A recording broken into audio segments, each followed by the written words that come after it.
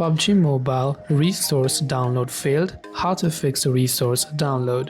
Now, if you are getting a resource download failure in PUBG Mobile, the first thing you can try to check is your internet connection.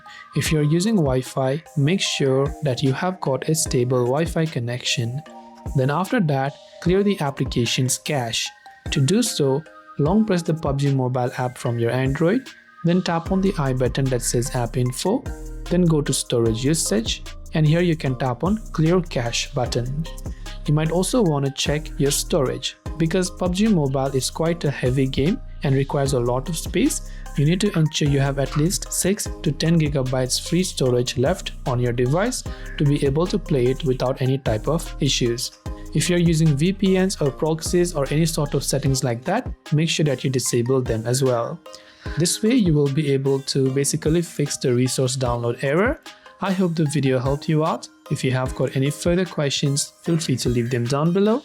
As always, thank you for watching and see you soon in our next video.